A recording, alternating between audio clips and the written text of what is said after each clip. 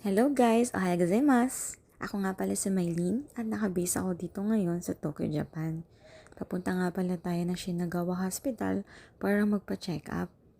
Teka, kunin ko lang yung payong ko. Bali, na-diagnose nga pala na meron akong hyperthyroidism nitong January bago ako mapapunta rito sa Japan. Ito na nga pala yung Shinagawa Hospital, guys. Ayan, maganda yung panahon at hindi umuulan dito. 10 minutes lang yung binahe ko from bahay. Via bus nga pala siya. So, eto yung loob ng hospital. Ayan, waiting na nga pala ako para makuhaan ng dugo. Kinakabahan ako. Charot. Kaya yan. Bali, ayan, waiting na ako sa doktor para sabihin sa akin yung resulta. Bali siya yung magbabasa. Specialist talaga siya para sa merong may mga hypo and hyperthyroidism. Nagpe-pray ako niya na sana okay yung resulta ko. Ayan na nga. Bali, umokay na yung FT4 tsaka yung FT3 ko. Kaya lang yung TSH ko 0 pa rin. Kailangan ko daw mapataas. Kailangan pong mapakdo ng mga seaweeds.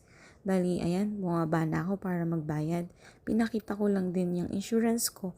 Tsaka yung parang suki card nila dyan. Bali, magiging discounted na. Ayan, lumabas na ako para bumili ng gamot. Malapit lang naman yung mga drugstore dyan.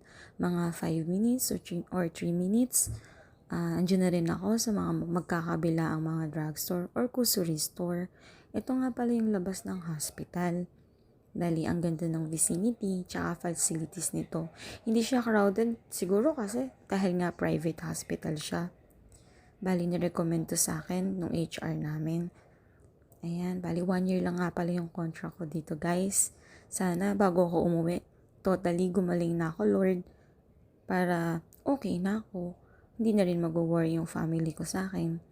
Ayan na guys, papunta na ako sa drugstore. Bali, dito nga pala yung drugstore. Kabilaan yan, nakapagpa-register na ako dyan.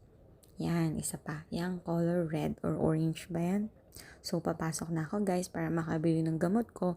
Ito na yung gamot ko for 2 months.